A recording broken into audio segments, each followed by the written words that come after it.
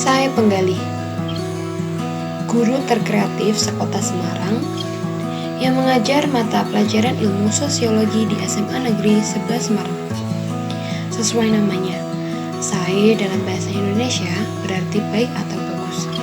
Sedangkan penggali adalah bahasa Jawa dari pemikiran maupun hati. Lahir di kota Atlas pada tanggal 15 Juli 1993, beliau dikenal sebagai guru yang ramah, inovatif, serta kreatif dalam mengajar. Hal itu membuatnya selalu ditunggu-tunggu oleh murid yang diajarnya. Dedikasinya yang tinggi pada dunia pendidikan rupanya telah membuatnya sukses meraih predikat guru terkreatif sekota Semarang.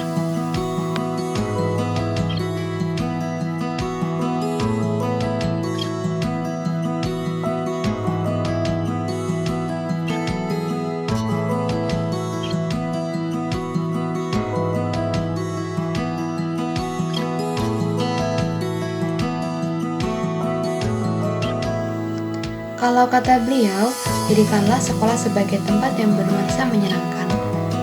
Gurunya seru, gurunya nggak killer atau suka marah-marah, dan pembelajaran berlangsung dengan kreatif. Tentunya hal itu akan menginspirasi bagi kita semua. Baginya, menjadikan siswanya berpikir kreatif dan inovatif adalah hal yang penting. Belajar dengan cara kreatif menurutnya akan lebih digemari dan dipahami oleh murid-murid. Selain tidak membosankan, murid pun dapat memahami dan menerapkannya.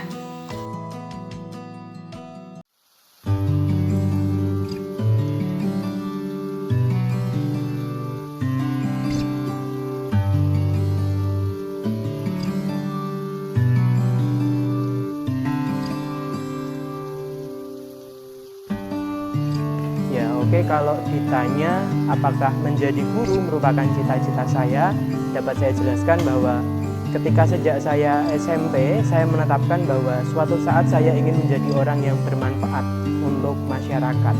Dan salah satu cita-cita yang sudah saya ingin lakukan sejak SMP adalah ketika nanti saya lulus SMA, saya ingin sekali menjadi guru. Oke, tokoh yang menginspirasi saya untuk menjadi guru yang kreatif tentunya adalah Ki Hajar Dewantoro.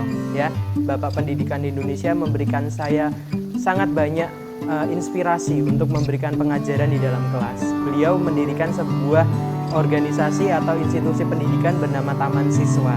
Roh dari Taman Siswa yang mengembangkan sekolah itu dengan cara yang menyenangkan, dengan cara yang kreatif, tidak boleh monoton, itu saya ambil. Ada salah satu pepatah dalam Taman Siswa, di dalam organisasi itu, sekolah itu harus diciptakan semenyenangkan mungkin.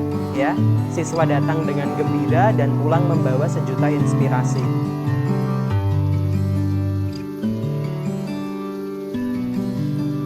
Saat itu adalah merayakan ulang tahun pemerintah Kota Semarang, jadi diadakan lomba untuk para guru untuk melihat bagaimana kreativitas guru di dalam kelas, dalam mengajar, kemudian kreativitas apa yang ditampilkan. Saat itu kami pemaparan juga kepada beberapa juri dari Dinas Pendidikan Kota dan ada juga orang dari Balai Kota sendiri melakukan penjurian, dan alhamdulillah saat itu saya mendapatkan predikat juara kedua untuk guru terkreatif di Kota Semarang. Atau di situ ditulis di dalam piagamnya potret atraktif sekolah, ya, peringkat kedua sekota Semarang. Jadi ketika saya mendapatkan piagam itu, saya senang sekali, bangga sekali, dan semakin memacu semangat saya untuk mengembangkan model pembelajaran kreatif di lingkungan SMA Negeri 11 Semarang.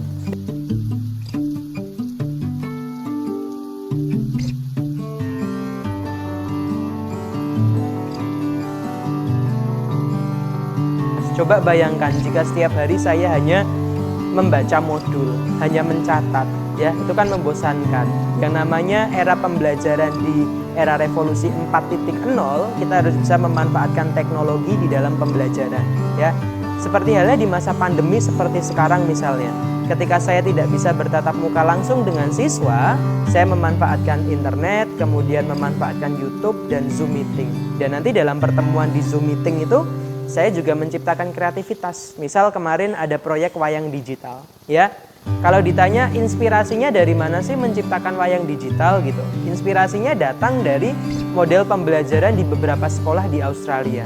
Jadi selain saya melihat beberapa model pembelajaran di dalam negeri, di beberapa sekolah yang maju di Indonesia, saya juga melihat mengkompernya, membandingkannya dengan model pembelajaran di sekolah di luar negeri. Salah satunya di Australia, yaitu di Darwin Senior High School, ya, di Darwin di Australia sana. Jadi saya lihat bahwa kalau di sana yang dikembangkan adalah puppet show. Jadi menggunakan wayang tapi terbuat dari kaos kaki bekas.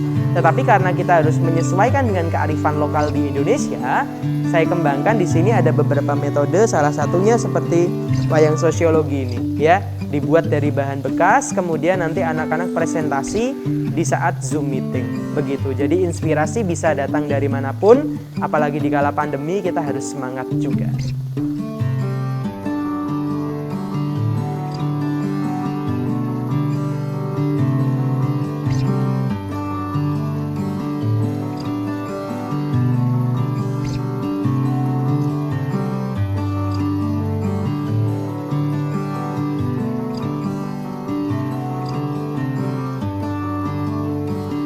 Mengajar itu penting, ya, dan bukan istilah yang penting mengajar. Jadi guru itu di dalam kelas harus memberikan pembelajaran dengan semangat, dengan model-model pembelajaran yang tentunya harus terbarukan, ya, karena kita sudah tiba di era milenial, ya, revolusi industri 4.0. Kita harus bisa menyesuaikan bagaimana model pembelajaran itu harus lebih kreatif dan inovatif, agar siswa itu tidak bosan di dalam kelas, agar siswa itu terus terpacu bagaimana caranya menciptakan kreativitas di dalam pembelajaran itu ya semenyenangkan mungkin, ya.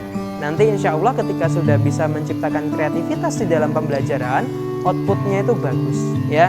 Ketika mereka sudah lulus menjadi siswa yang kreatif, menjadi siswa yang berani beropini, ya, karena yang namanya inti dari pendidikan adalah menciptakan kebebasan di dalam berpikir dan berkarya. Jadi seperti itu. Dan jangan sampai ada kesenjangan antara siswa yang misalnya berasal dari keluarga miskin, kurang mampu, dengan siswa yang berasal dari kalangan mampu. Jadi harus ada kesetaraan. Karena intinya merdeka belajar itu untuk siapapun dan bisa dinikmati oleh semua kalangan masyarakat. Begitu.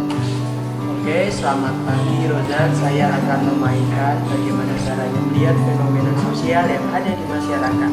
Ya, jadi kita akan melihat bagaimana fenomena sosial, yaitu fenomena hubungan sosial yang ada di masyarakat kita. Ya, kita bayangkan saja ini ada satu individu ketemu individu yang lain dan mereka melakukan interaksi sosial. Ya, jadi kita lihat di sini ada dua tokoh, satu bernama Ira, satu bernama Anton. Jadi mereka menjalin yang namanya hubungan sosial yang berbeda di antara dua individu.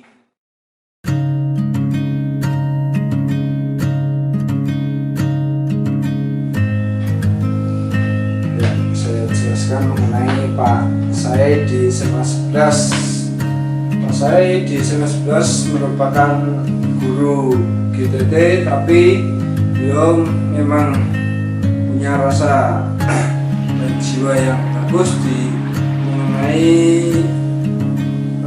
pendidikan di SMA 11. Semoga Pak saya kedepannya semakin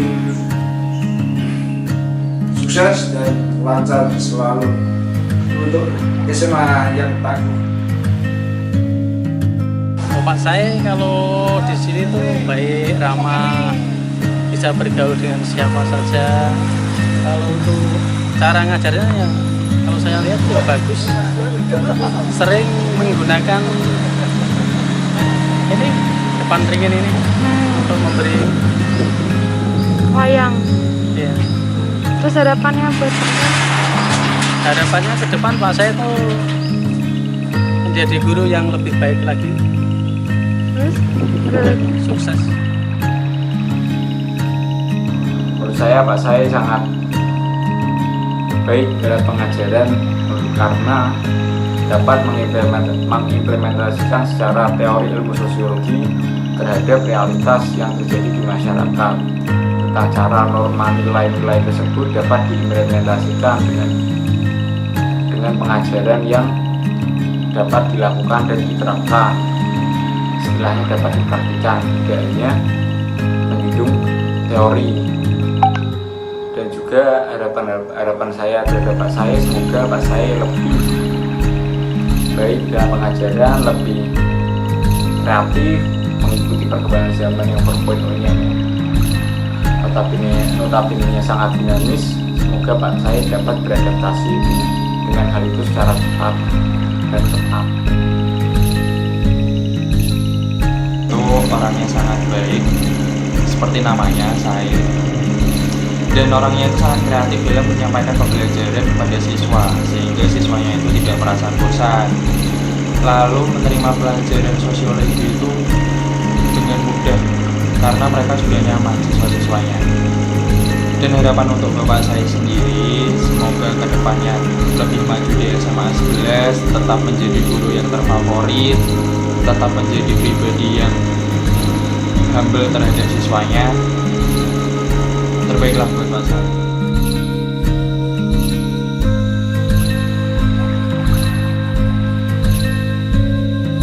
Harapan saya untuk murid-murid saya selama masa pandemi COVID-19, kita harus tetap menjadi pelajar yang kreatif, pelajar yang semangat ya.